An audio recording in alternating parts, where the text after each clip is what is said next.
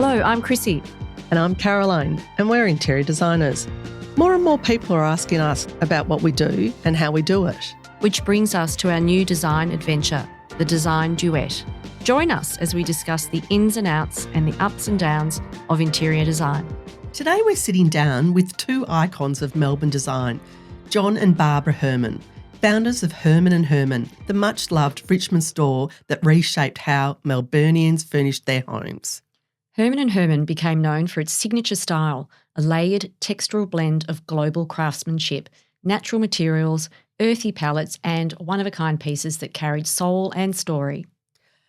Long before it was fashionable, the Hermons were supporting artisan-made furniture, handmade textiles and objects collected from around the world, introducing Melbourne to a warmer, more meaningful way of decorating. Since closing the store, John and Barbara have continued to influence the design landscape.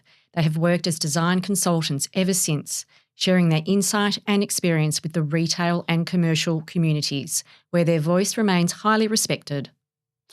After relocating and thoughtfully recreating a lifetime of treasured pieces, they've embraced a new chapter, becoming beloved dog minders in the neighbourhood, all while staying connected to the world of design. Today we explore their journey, their philosophy and the stories behind the pieces they've collected and cherished over decades. Morning, John and Barbara. Good morning. Thank you for coming. Thank you for having us. Let's begin with the Hermon Hermon story. Can you please share your design and business background and the key skills, experiences or early influences that have shaped you both and how it sparked the beginning of Hermon Hermon? I think, Barbara, you should go Okay, then. We'll start with your early career. I'll start off with something that I think affected me was actually, as a child, I lived in Japan for 2 years in the 50s, which gave me a great passion for Asian art and the colour red. Yes. And then back to Geelong, and in 1967, when I turned 20, I opened up my first homeware store, which was an experience, selling Swedish glassware, cookware, grass matting on the floor. It was quite, and they said, "Oh, give her a couple of months, she'll be gone." Anyway, Where was that, Barbara? Geelong. Geelong, In Geelong, right, yes. okay. And it was called, my surname was May, and everybody called me Barbie with an I. So it was suggested I call it Barbie May. So it was Barbie May. Anyway, after 3 years, I had women coming in every day looking at my left hand saying, "Darling, are you going steady? Are you engaged? Oh, no. Oh, we'll have to invite you round for tea tonight and introduce." Anyway, because in the 60s and you were in your 20s, so I packed up and moved to Melbourne. My mother moved to Melbourne as well. Got to Melbourne and had an interview with Trade Action, actually in High Street, Armadale, who wanted somebody to manage their showroom. And they said, "Oh, sorry, we wanted somebody who's had Maya training." And I said, "Look, I've had my own business for 3 years." Anyway, they ended up giving me the job. Handicrafts of Asia, Trade Action was owned by Community Aid Abroad, so all our profit went to Community Aid Abroad. Mm-hmm. I had an opportunity to go to Russia, and I went to my boss and I said, "Look, I've got an opportunity to go to Russia." And he said, "Barbie, just go." And I said, "But I feel embarrassed that I've just taken on." Anyway, I went to Russia. They sent me whatever they did in those days. Telex. Thank you, John. Yeah. Would you come back? We're setting up the buying department. So I came back to Melbourne, back to High Street or 1100 High Street, and they were setting up an office in Delhi, and they asked me whether I wanted fashion, and I said no. So they gave me the homewares and jewellery buyer. So all of the 70s I travelled on my own to 2 developing countries, 10 weeks at the beginning of the year, 10 weeks at the end of the year, buying handicrafts. And quite an interesting experience because, in your 20s travelling to Pakistan, Ethiopia, Turkey, Iran, On etc. your own? On my own. Wow.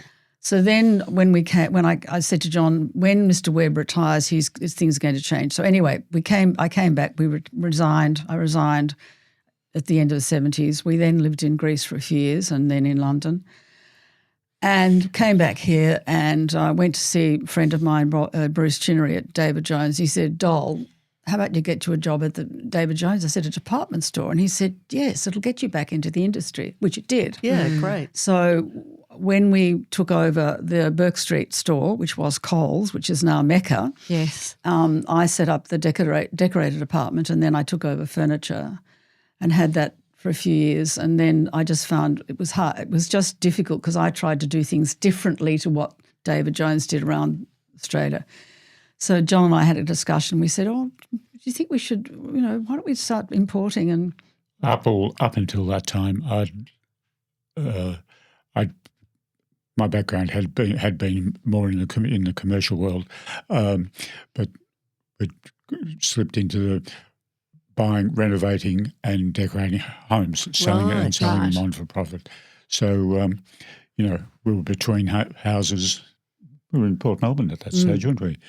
And so we combined our ideas and came up with the concept of Hermon Hermon. Okay. It was back to part of what trade action, what Barbara's past career with trade action was, and bringing it into the future.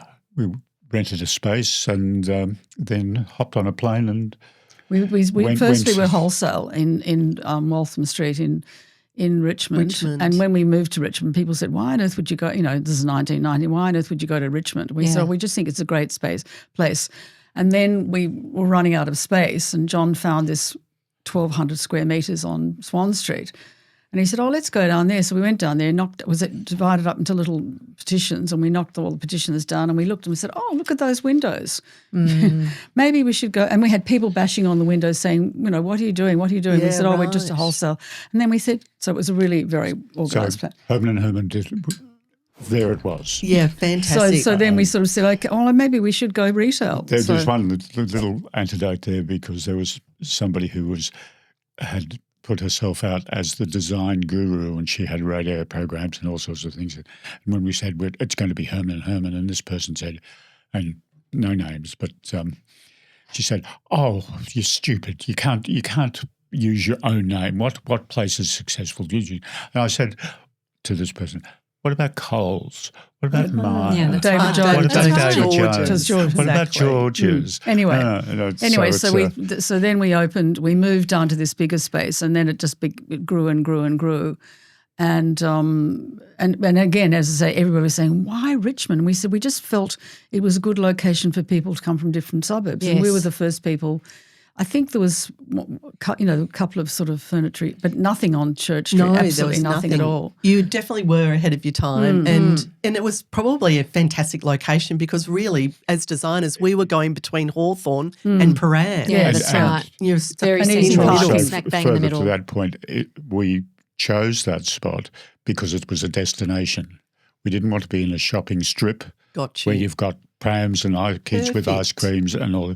If anybody came to Hermon Hermon, Very smart. It was a destination they came to buy. But more so, second year or third year, we put in a cafe. Yes. And that attracted more people, as you were saying, from different businessmen were coming out from the city, or having meetings where people coming from the outer suburbs was sort of a central smart move. point. Smart move. I was there once a week, as you probably know, lifting up that cafe. Yeah, well, there are designers, well-known designers, decorators and designers who have told us that they got their inspiration by when they were school kids.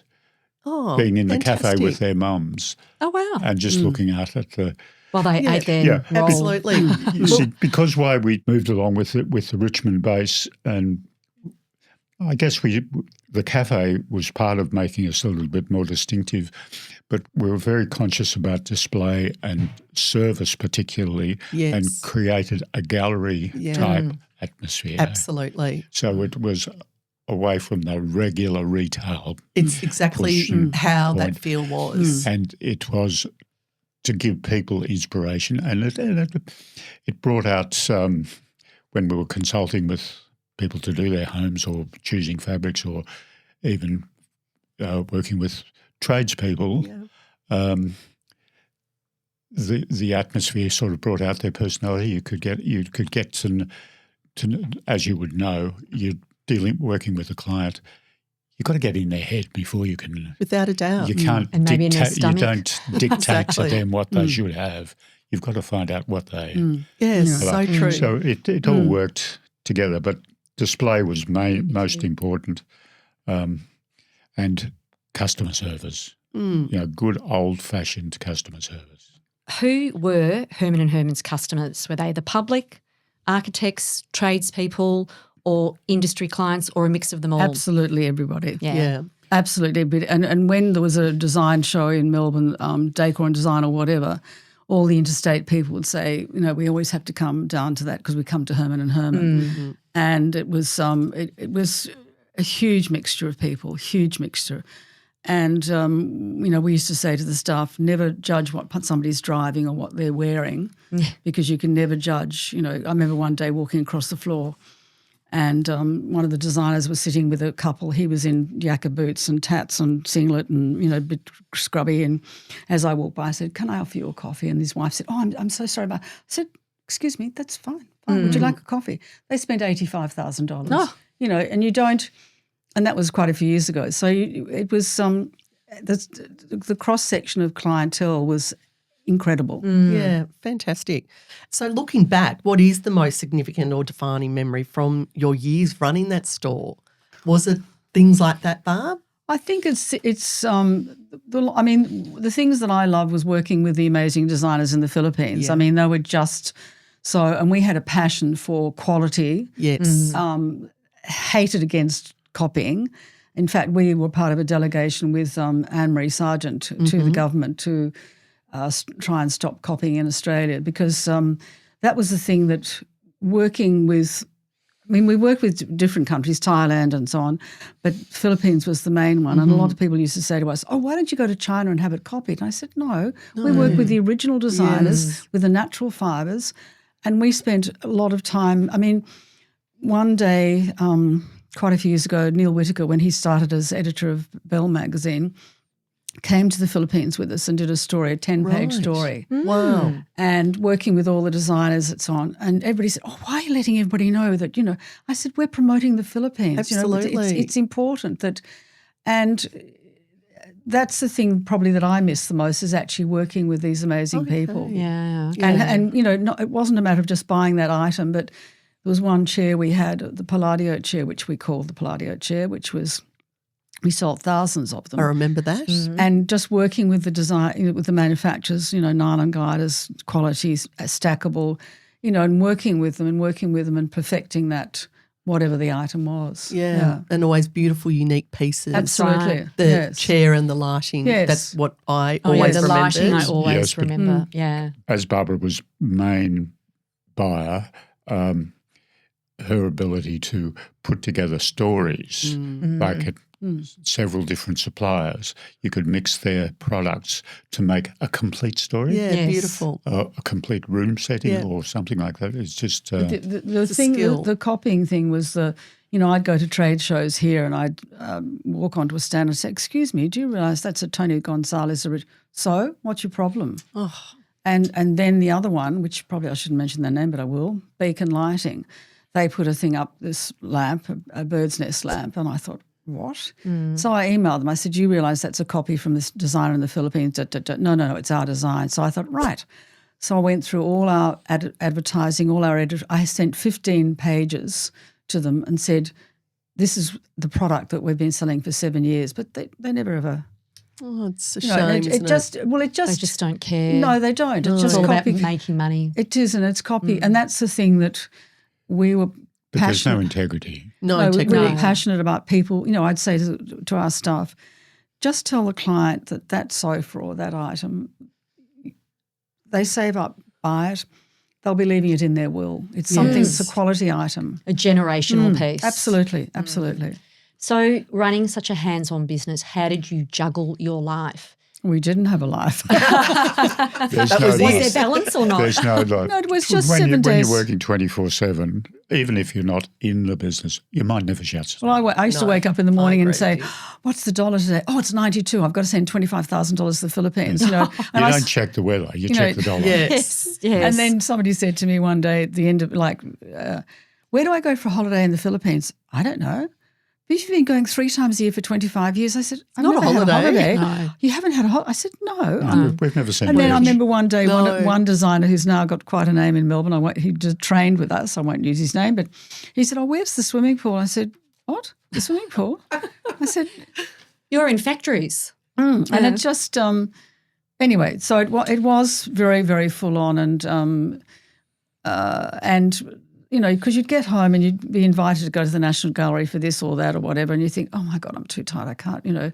So we'd refuse a lot of things. And people say to us now, oh my God, you're so busy going out. And I said, well, we're not, you know, got time because now. people walk up to us and saying, how are you enjoying retirement? I said, we didn't retire, didn't you? I said, no, we're getting a life. Yes, I just I moved like on. that. Yeah.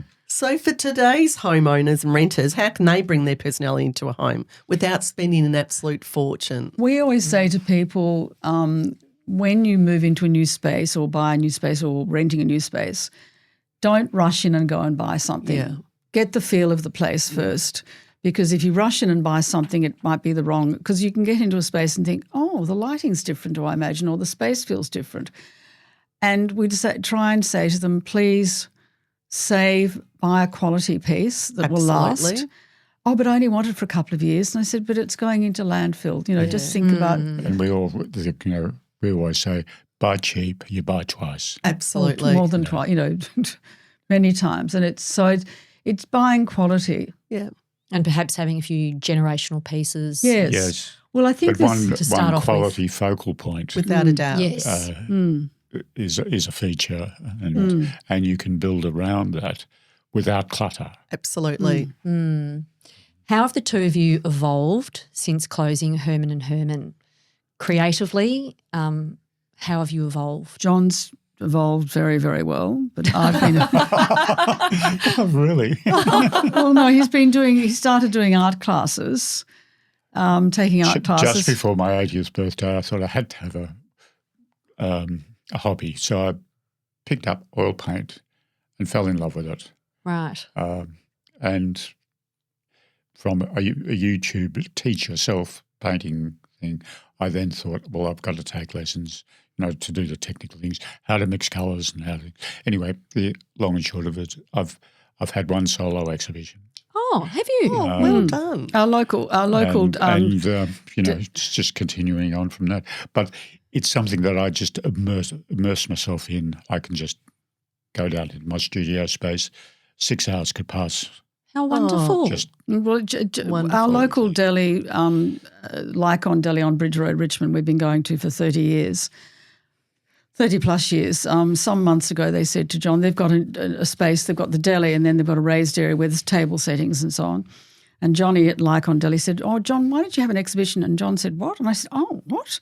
So it was their idea. We didn't have to pay for it. So they cleared out that space, set up the gallery with all John's paintings, put on this amazing sort of because a lot of he said, oh, you're Richmond royalty. We want to promote Richmond. Right. And it was the most amazing night. And John nearly sold fabulous. out. And it was just What do you paint? Is it landscape, portraits? portraits. Portraits. And still still life. life. Yeah. Oh, how so lovely. amazing. yeah. And then Fantastic. Congrats. Tanya Buchanan, she said, she heard about it, and she said, give me the information. So you know how they do the Friday Fives? Yes. She put it up on that. Wow. Oh, was how just- gorgeous. Yes, it was just Let's have a look at some of them. And yes. you've recently moved, like in your 80s, and you've moved home. I'm not in my 80s yet. Oh, nearly. I've got a year- of course, year you and a spring couple- chicken. Anyway. Well, yes. you both look fabulous. What was the process like for you, and how are you feeling It was about it all? Difficult. Yeah, It right. was. I actually found it a bit more traumatic than I expected. Yeah. Because it wasn't just moving from house to house. It was looking at everything and saying, okay, do we really need that? So sold quite a lot of pieces at Leonard Joel Yes. and gave a lot to Sacred Heart Mission. Fantastic. In fact, I just got a text from them last week saying, I said, I hope everything's sold. And he said, everything's gone. Oh, isn't that lovely? So I was a bit... Well, everything would have been beautiful. Well, but course. I also boxed everything up and labelled it. And so they said, oh, my God, you've labelled it. I said, well, yes, I've labelled cooking books and design, So downsizing, getting rid of a lot of stuff was difficult. So what we did is we had to move into this rent place, we just had to take bed linen and some cooking things. And then Sort of like everything your else little is holiday. Yes, so then everything else has gone into Kent storage, and the things that we got rid of, or I shouldn't say got rid of, but sold, were sort of newer pieces that we thought, there was one Nagaland bed which was amazing. It wasn't a new piece, but it was a massive piece, and I thought wherever we go that won't fit. So I just looked at pieces that so you've kept your treasured pieces. absolutely because. A lot of the pieces we have some beautiful artwork, a lot of it from Joshua Yeldham, gorgeous Joshua Yeldham, and other treasures that we have are pieces that I might have bought when I was travelling in the 70s, or pieces that I've been given. And each, somebody said, oh, you're going to pack, when we moved to East Melbourne, they said, are you going to get rid of some of this stuff? I said, no, because each item has a story or a memory behind it. Yes. You've sort of answered the next question for me. The impossible pieces that you couldn't get rid of, what you've sort of answered it, but is there anything in particular you can think of? John has one. You've named one, Bulul. Oh, yeah, I have. It's a tribal piece of a rice god from the Philippines called a Bulul.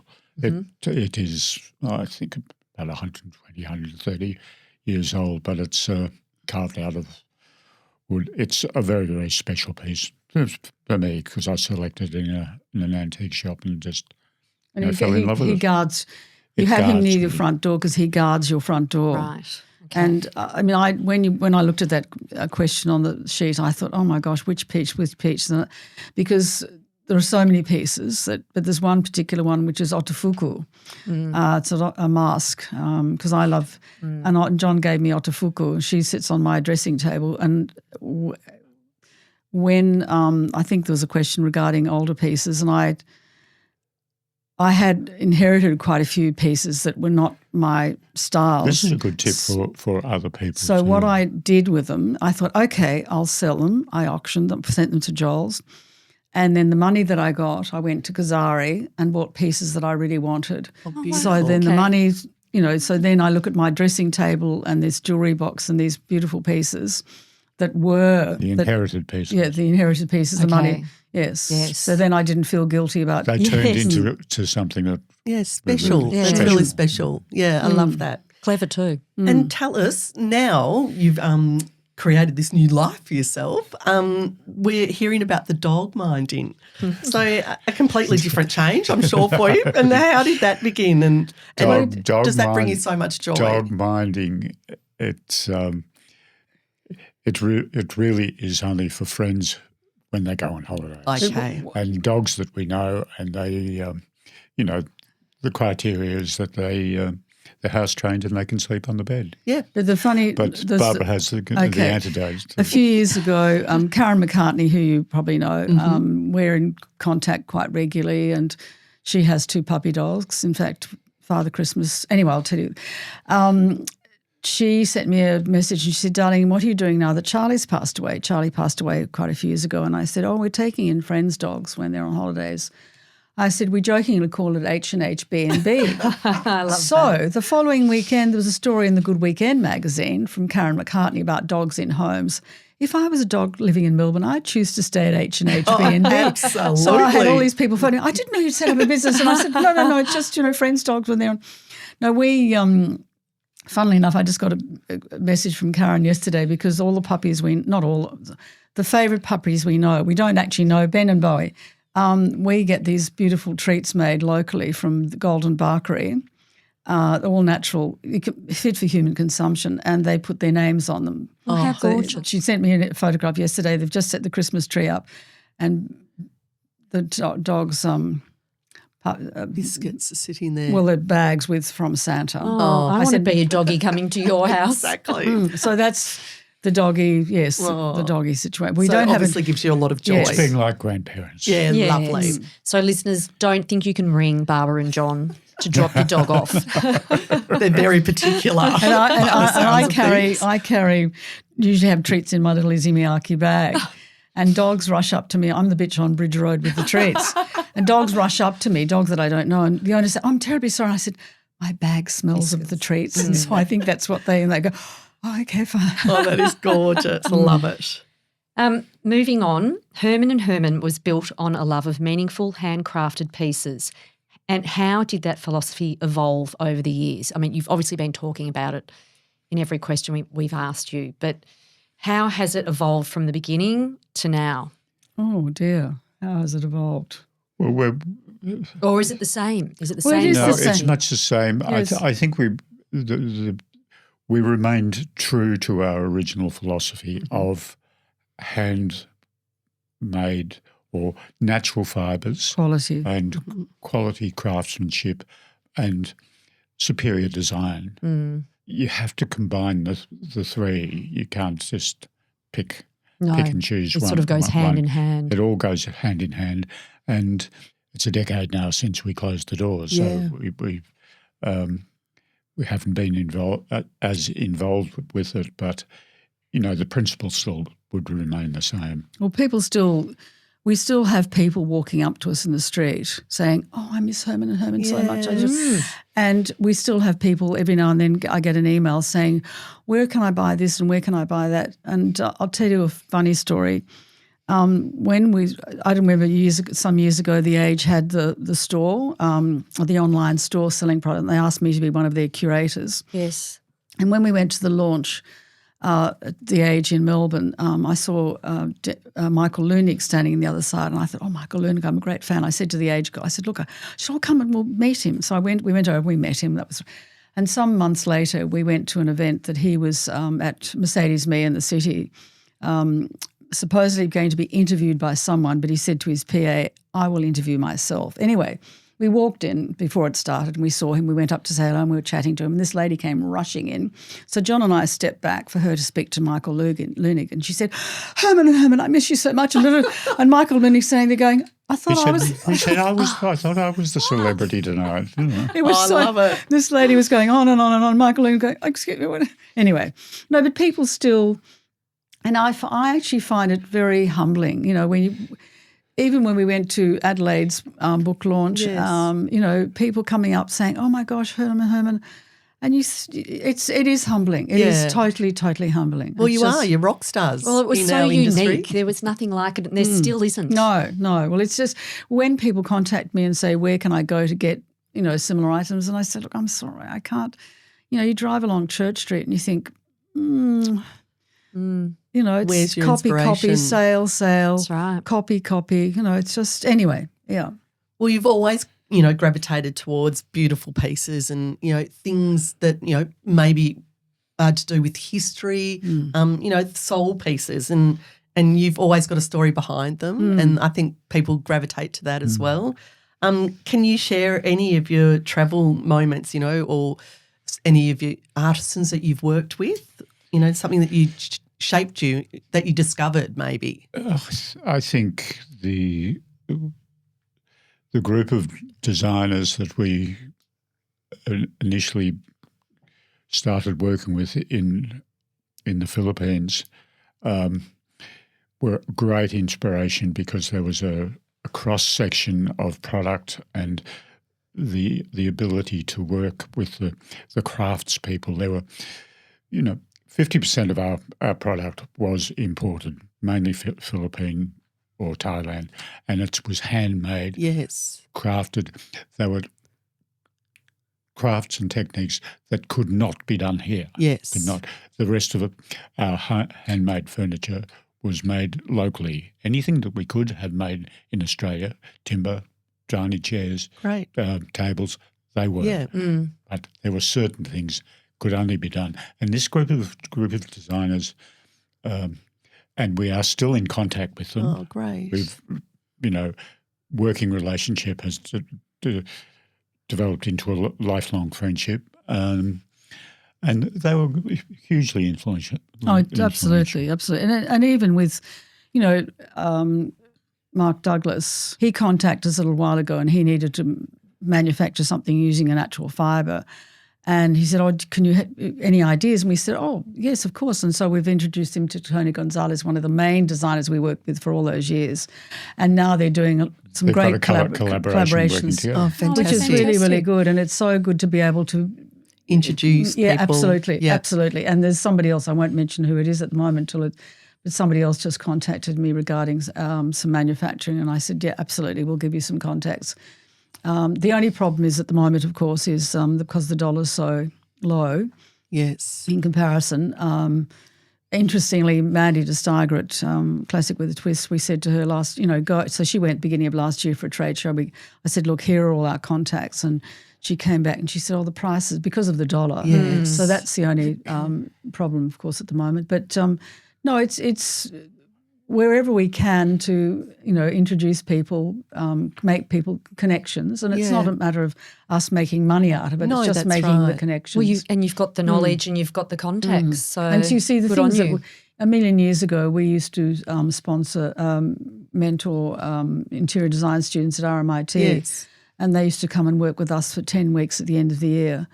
And that was a very interesting process to show them that it's not all glam, and that we had them in the warehouse, we had them in the office, we had them doing all jobs. Yes, unpacking boxes. Yes, absolutely. And it was making just, a bed. yeah, all of it's that. just, and that was very rewarding, very rewarding. Hands-on. How do you curate a space so it still feels rich in story and history but doesn't borderline look cluttered?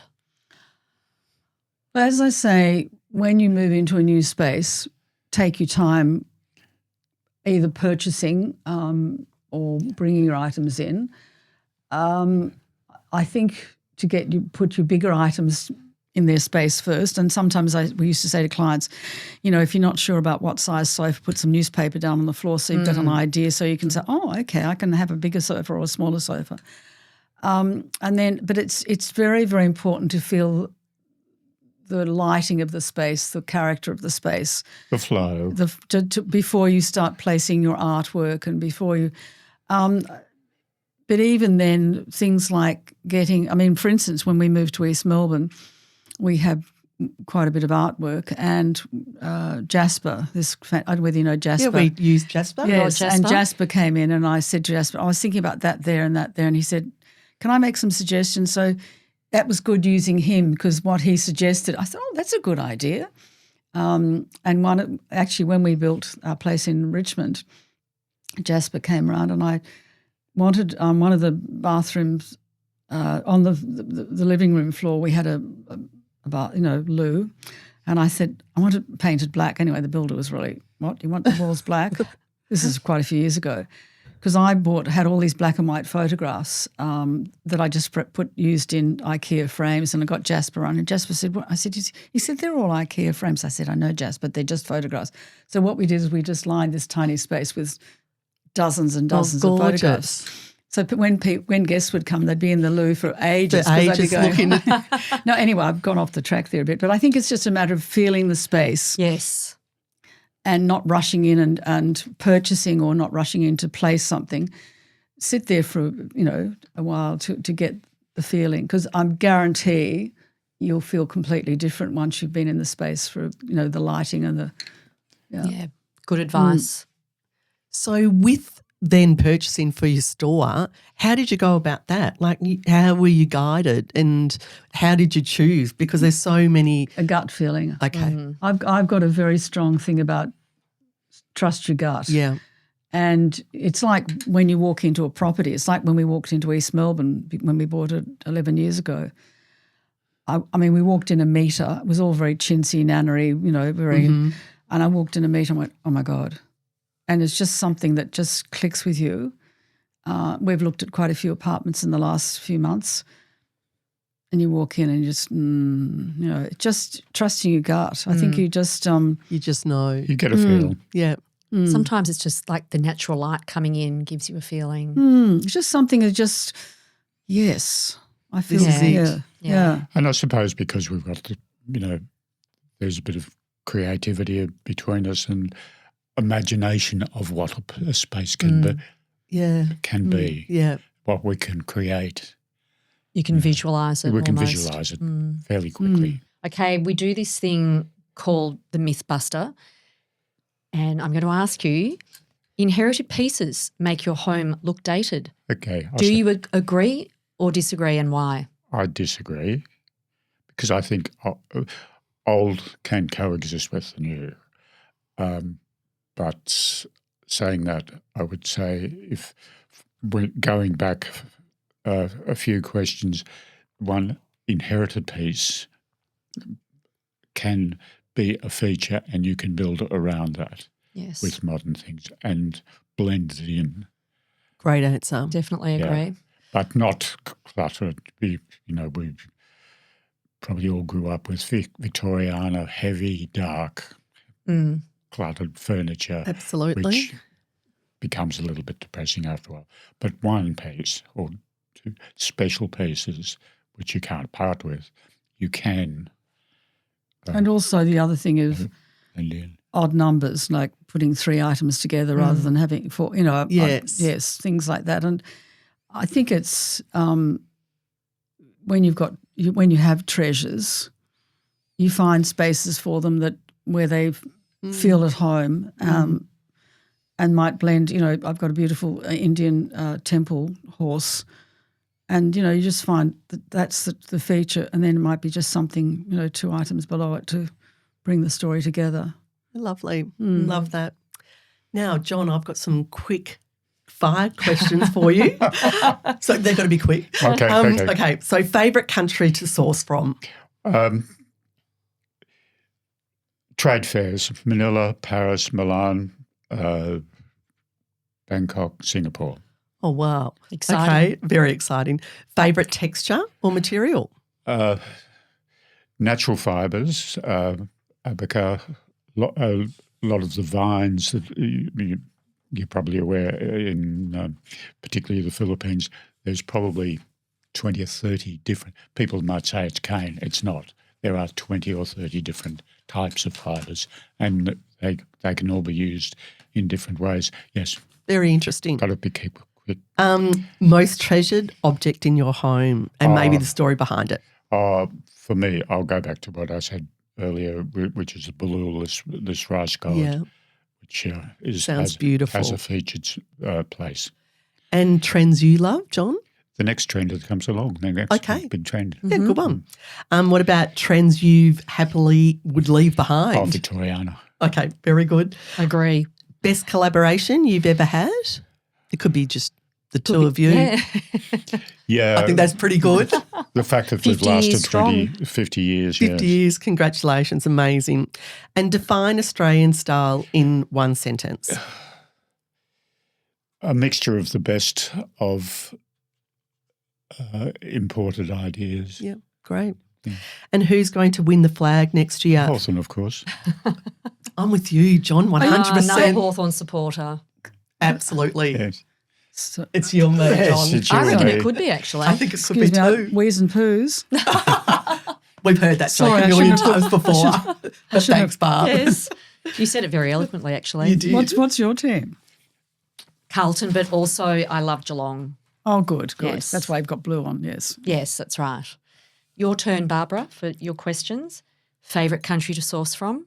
It has to be the Philippines because of the time I've spent there. Well, it has to be the Philippines. Okay. Favourite texture or material? Again, abaca.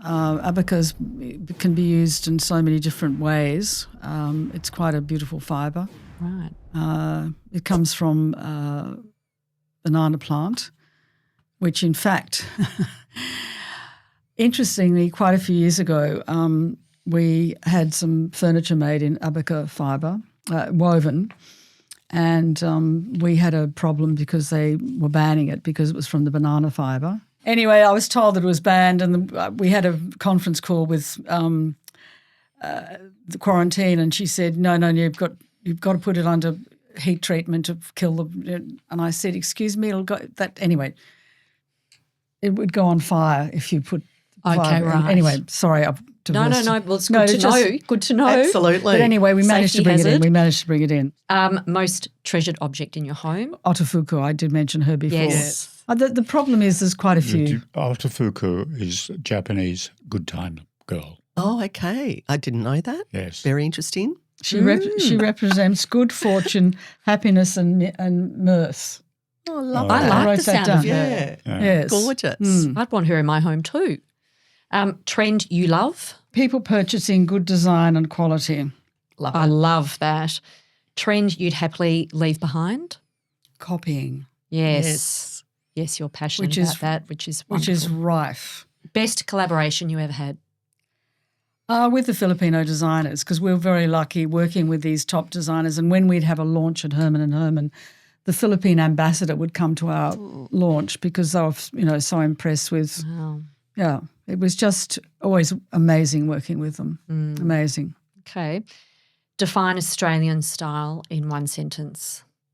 I couldn't answer that because I just find it's a mishmash. It's just, as I say, if you drive along Church Street in Melbourne, in Richmond, you think it's the copying, same.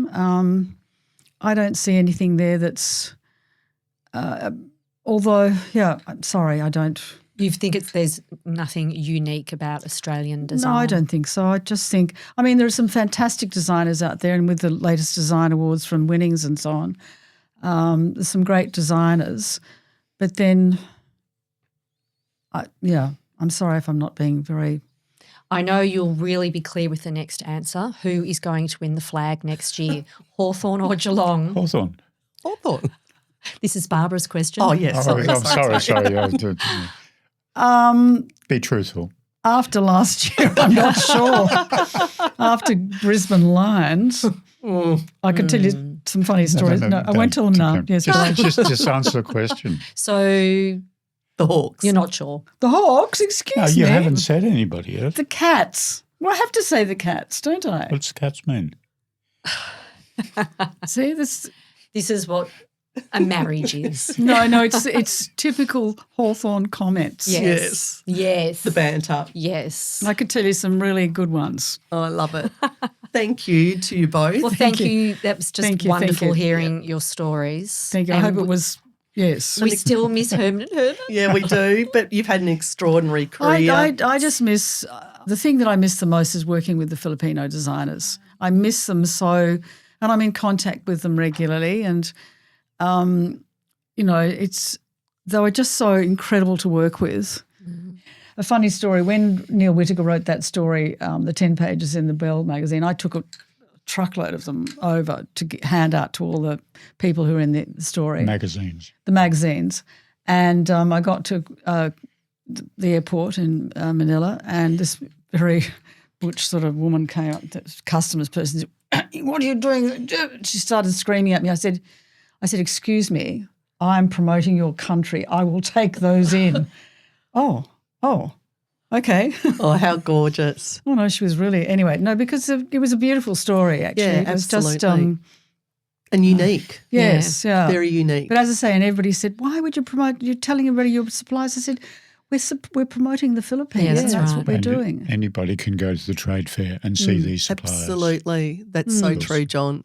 I think you two need to write a book because Yes, I think you you've got do. so You're so much. inspiring. You've got so many stories. With these particular designers, we created loyalty. Yes. So if we did buy from them, they wouldn't sell to anybody else in Australia, even though we're only small buyers. Yes. No, major companies had been like Freedom or It's loyalty, isn't Yes. they were refused to supply them, Yeah. even though they get $1 million order. They'd rather Well, take. no, there was one story about one of our suppliers. This is quite a few years ago, and she said to me, actually, I think it was Country Road. Was it Country Road? It was. And somebody from Country Road came to her stand at the trade show at the Philippines with an item, and she said, "Oh, we want you to copy this for our stores." And she said, "That's not a problem. Where did you buy it?" "I bought it in New York." "That's my product." Oh, you're joking. Wow. Well, there you go. Unbelievable. The copying, that's the thing that was quite more of a distress than it happens so regularly. Yeah. As I say, I'd sad. go up to the trade shows in Melbourne and happened time and time again. Yep. What's your problem? You know what? Yep. You know. It's very sad. Well, thank you very much for having us. Yes, thank you. Oh, no, you. thank been a you. We're been extremely grateful. privilege. Thank you. John and Barbara, thank you for sharing your stories, your wisdom, and the remarkable journey behind Hermon Hermon. Your belief in craftsmanship, authenticity, and pieces with true history has shaped countless Melbourne homes and continues to inspire designers, retailers, homeowners and us today. It's been a privilege to hear how your lives and your style has evolved and how you continue to live surrounded by pieces that generally matter. Thank you both for joining us. It has been a privilege. Thank you.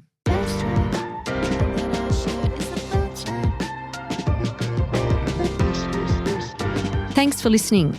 We hope you enjoyed today's show.